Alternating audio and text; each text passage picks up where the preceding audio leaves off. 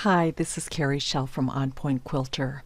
I know that many of you are designing wonderful things in electric quilt, and you probably want to know how you can share your work with your friends and family.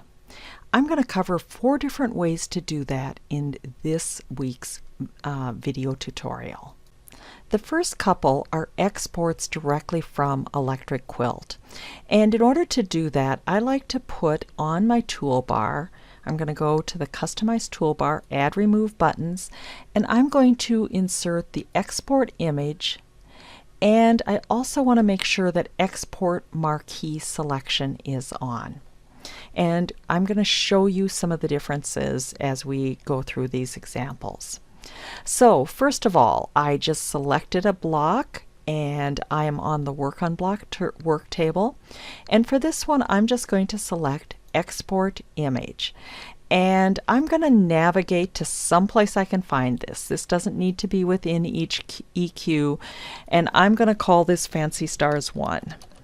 And I have a choice of sharing it as a JPEG, GIF, TIFF, or PNG folder, or a Windows bitmap. I personally like JPEG, so I will select that and then select Save. Now it is going to ask me the size and resolution and whether I want to outline the patches and the blocks. I usually like to outline the patches and the blocks. I set my JPEG quality at 50, my resolution at 150 dots per inch. Here's the thing on the width and the height. If I bring the width and the height down, let's say to a 1-inch number, it is going to rescale all of my fabric. And I really don't want to do that. So I'm going to go ahead and keep this at a 6-inch so that my scaling remains true. Now you can make it smaller if you're working with colors rather than fabric, or if you're working with monochromatic prints. So now I'm going to select OK. So here's my next option. I'm going to select Export Marquee Selection. And so when I do that, once I get into the workspace, you can see that there is a, looks like a magnifying glass with a plus in it. I am going to put those crosshairs, or that plus, right on the upper left corner of my block, and I'm going to drag it to the lower right corner.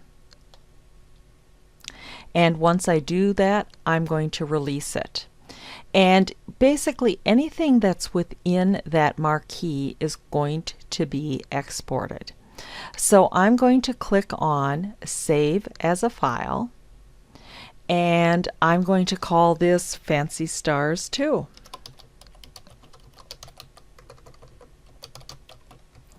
Now, if I had a really big block, the nice thing on this particular way of exporting is I will retain my fabric sizing.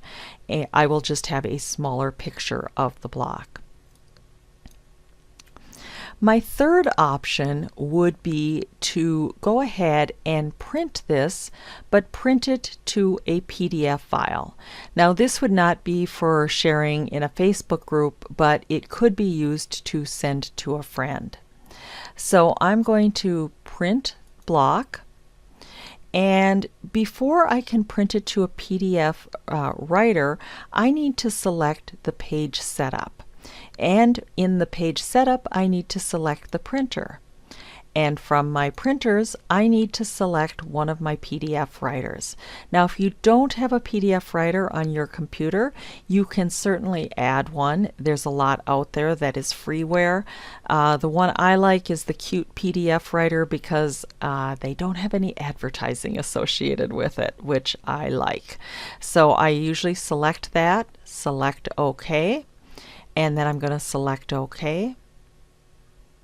So I've selected everything. Now I need to select, I'm just going to select Preview first. Oops, and let me just close that for a minute because I'm going to go ahead and show my fabrics.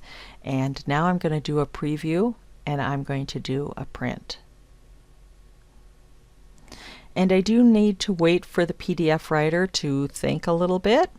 And so it assigned it a name, but I'm going to give it something else, and maybe I'll call this one Fancy Stars 3. And I'm going to select Save. The last option I want to cover is actually something that is not in Electric Quilt, but it is a tool that's available within Windows, and it's called the Snipping Tool. And usually I have it at the bottom here on my taskbar, but I took it off so you can see how to get it if you currently do not have that on your taskbar. So I'm just going to do a search for Snipping Tool. And it is an application. It's usually under Windows Accessories if you need to do a search for it. And when I do that, you can see that I have a box that shows up that shows you basically how to take a snip, but you can also see that it's down in my taskbar. The first thing I want to do is click on this on my taskbar, and I want to pin it there. So when I close this down, it's going to be there next time. So if I close that, I can still select the snipping tool, and I get this box.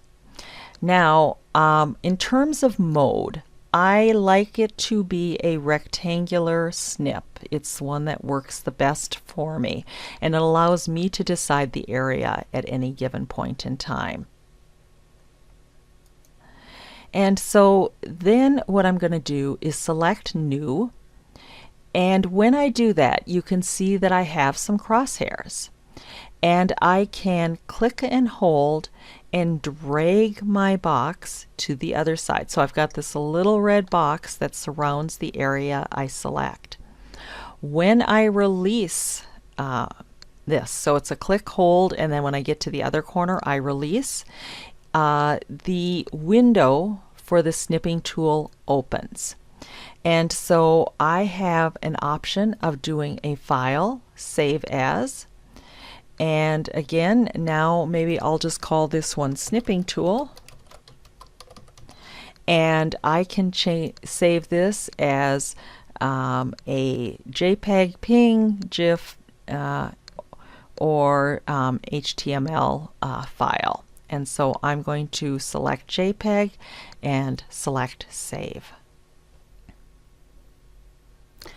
Okay, I decided to flip over to Facebook just to show you how to complete my post. So I'm just going to write something, sharing photos, and I'm going to click on the photo video tab, and I'm going to go to my images, share with friends, and I basically have three options. I have the Fancy Star JPEG, the first one, number 2, which was the BMP, and the one that I did with the snipping tool. And so I could post any and all of those and select open, and they show up, and I could basically select the post button. So these all are options in terms of posting pictures to Facebook. Thanks so much for watching.